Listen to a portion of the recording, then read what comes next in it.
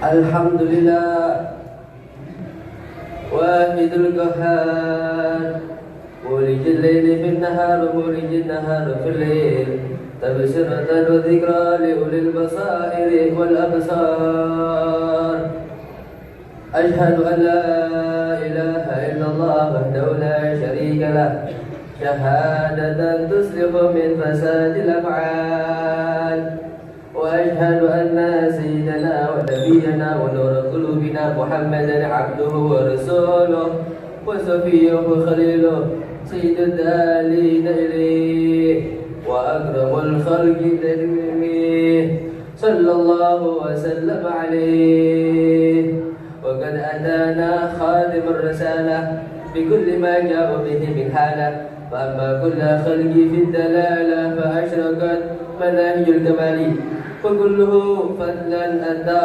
ورحمة وكله حكم هدى وحكمة وهو إمام كل ذي محمة وقدوة في سائر الخصال وهو بحق ما شكر أولاه ووصل الصوم وقد أولاه مولاه أولى الفضل والإفضال وفي السخاء كأنه بحر السخاء يعطي معينا ألوفا من حضر وما استفى لنفسه وما ادخر إلا يسيرا وهو ذو العيال اللهم صل وسلم على سيدنا محمد نورك الساري وبلدك الجاري واجمعنا به في كل أقوار وعلى آله وصحبه يا نور عباد الله فإني أوصيكم ونفسي بتقوى الله تقوى إله الذي ترجى مراحمه والزم فرائده واترك محارمه تقوى إله الذي ترجى مراحمه الواحد الكشاف للقرب فالزم فالقطع لياليك والأيام في القرب عباد الله.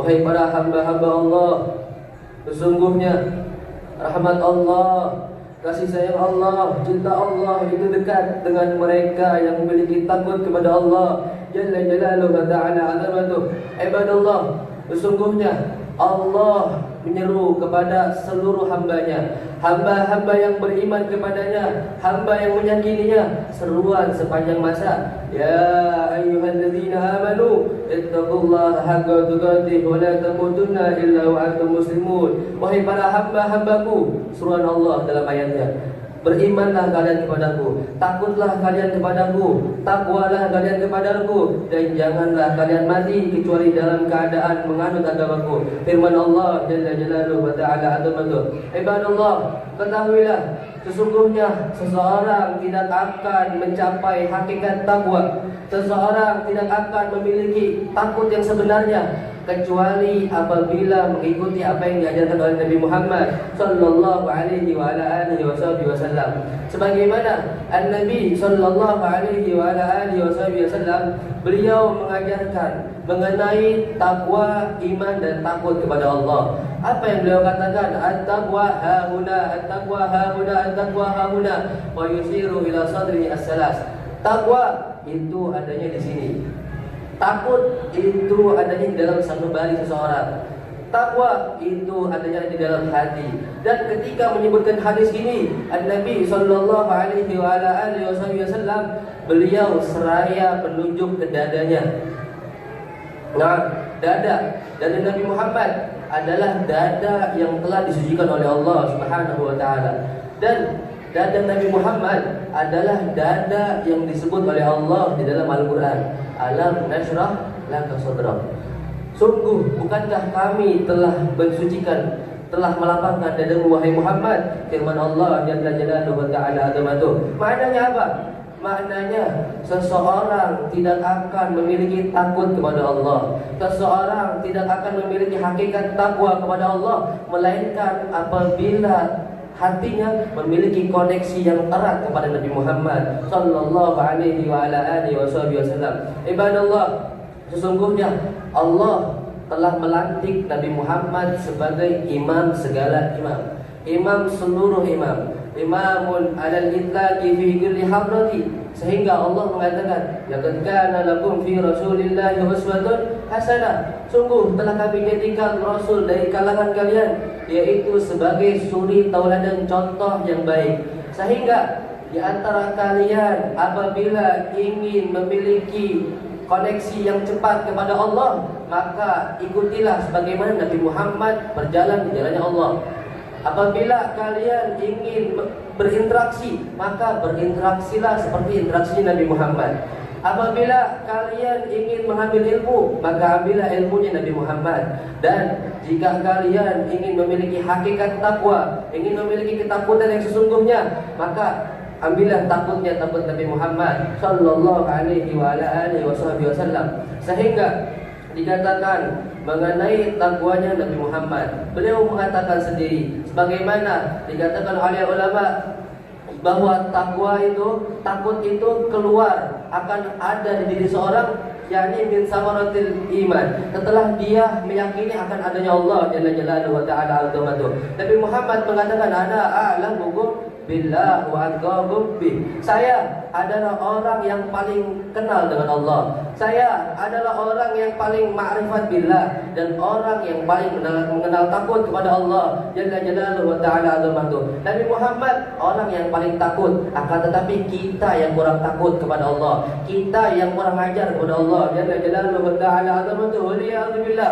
Semoga Allah Subhanahu wa ta'ala berikan kita ketakutan kepada Allah. Amin amin ya Allah rabbil alamin. Dan ketahuilah, dikatakan bahwa mengenai azab Allah di akhirat, di neraka kelak, annal adab an yalbisar rajul na'alain nar fa yuhriqu ra'sah. Azab yang paling ringan di neraka kelak yaitu apabila seseorang dipakaikan sendal buatan dari neraka, pakainya di kaki, akan tetapi panasnya kepala-kepala. Waliyadzubillah tsumma na'udzubillah. Semoga Allah Subhanahu wa ta'ala menghindarkan kita dari azabnya Allah jalla jalaluhu wa ta'ala azamatuh. Disebutkan mengenai tentang takutnya Nabi Muhammad. Beliau kana sallallahu alaihi wasallam iqama hatta warimat Gadaman. Beliau ketika apabila melakukan sholat malam untuk menghidupkan malam sehingga kakinya mememar dan memerah, bahkan mengeluarkan darah.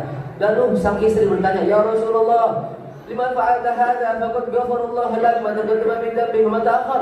Wahai Rasulullah, kenapa engkau melakukan ini padahal engkau adalah orang yang Allah jamin terhindar dari perbuatan dosa? Padahal engkau adalah orang yang terhindar dari ampunan Allah, orang yang dijamin ampunan Allah yang telah lalu dan yang akan datang. Lantas apa yang kau lakukan? Kenapa kau lakukan seperti itu? Lalu Nabi SAW menjawab, afala an akuna abdan syakura. Tidaklah boleh aku menjadi hamba yang mengenal syukur kepada Allah jalla jalaluhu wa ta'ala azamatuh. Maka Nabi Muhammad adalah orang yang paling mengenal syukur kepada Allah. Akan tetapi kita yang kurang syukur, sehingga Allah mengatakan dalam Al-Quran, wa qalilun min ibadiyasy syakur. Sungguh sangat minoritas sekali hamba-hambaku yang mengenal syukur kepada Allah. Sungguh sangat dikit sekali hamba-hambaku yang mengenal syukur kepadaku, kata Allah. Sungguh sangat langkah sekali hamba-hambaku yang mengenal syukur kepadaku. Firman Allah jalla jalaluhu wa ta'ala azamatuh. Maka bersyukurlah kepada Allah. Sebagaimana ulama menjelaskan mengenai tentang syukur, sarful abad jami'a ma an'amallahu 'alaihi bima khuliqa li ajli. Syukur adalah apabila seorang hamba menjadikan seluruh nikmat yang Allah berikan melainkan hanya untuk tujuan sang pencipta menciptakan. Lantas apa yang Allah inginkan dari kita? Yuridullah an yut'imu. Allah pengen agar kita bisa beri makan. Ya, demi Allah, bukan itu keinginan Allah untuk menciptakan kita.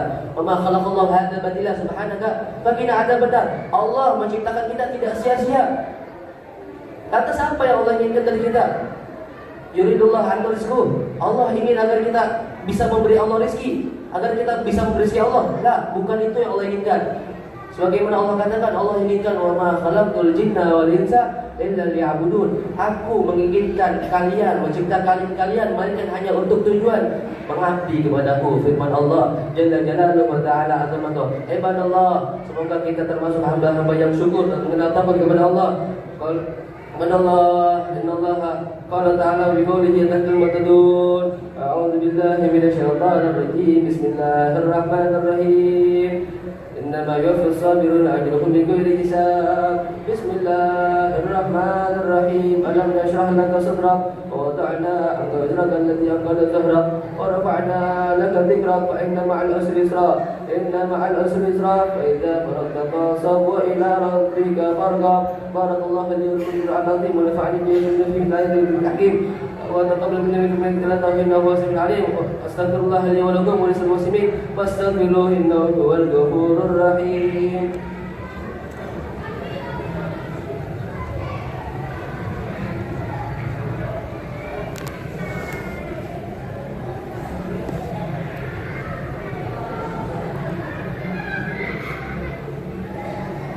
الحمد لله نحمده ونستعينه ونستغفره ونعوذ بالله من شرور أنفسنا ومن سيئات أعمالنا. من يهده الله فلا مضل له ومن يضلله فلا هادي له.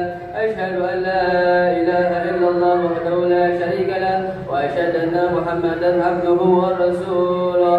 اللهم صل وسلم وبارك وكرم بقدر ذاتك العليا في كل وقت وحين بدا عدد ما علمت وبلاد ما علمت على سيدنا ومولانا محمد صلى الله عليه وعلى آل سيدنا ومولانا محمد صلى الله عليه صاحب التاج والمعراج البرم والعلم صلى الله عليه ودافع البلاء والوباء والمرض والعلم صلى الله عليه. جسمه مطهر معطر منور صلى الله عليه من اسمه مكتوب مرفوع موضوع اللوح والقلم صلى الله عليه. شمس الدهاء بدر الدجال نور الهدى مصباح الظلام صلى الله عليه. أبي القاسم سيد الكونين شمس الكونين صلى الله عليه. أبي القاسم سيدنا محمد عبد الله سيد العرب والعجم نبي الحرمين محبوب عند رب المشرقين والمغربين.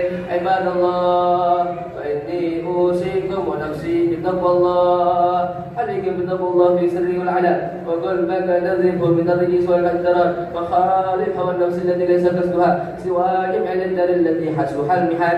واصحاب ذوي المعروف والعلم والهدى ولا تسحب واجتهاد ولا تسحب ليلة وليلتان. وإن ترضى بالمقسوم عشت منعما وإن لم تكن ترضى به عشت في حزن. وصلي بقلب حاضر غير غافل ولا تلهو عن ذكر المقابر والكفن. عباد الله أي para hamba-hamba Allah, sesungguhnya seseorang tidak akan memiliki takut kecuali setelah mengenal Allah Jalla Jalaluhu wa Ta'ala Azamatuh. Maka kenalilah Allah Subhanahu wa Ta'ala Jalla Jalaluhu wa Ta'ala Azamatuh. Dan Nabi Muhammad adalah orang yang pertama kali mengajarkan kita tentang takut kepada Allah. Nabi Muhammad adalah orang yang mencontohkan pertama kali tentang taat kepada Allah Jalla Jalaluhu wa Ta'ala Azamatuh. Maka perbanyaklah salawat kepadanya. Oh ibadallah, Inna Allah amarakum bi amrin bada fi binafsi wa tanabi balagi dalam mudasat bi hadi muslimin bi qudsi wa iyyaha min ibadihi tamima wa qala ta'ala maghfiran lahum wa takrima. Inna Allah wa malaikatahu yusalluna 'alan nabi ya ayyuhalladzina amanu sallu 'alaihi wa sallimu taslima. Allahumma salli wa sallim 'ala sayyidina Muhammadin nabiyil huda. Allahumma salli wa sallim 'ala sayyidina Muhammadin muzillir huda.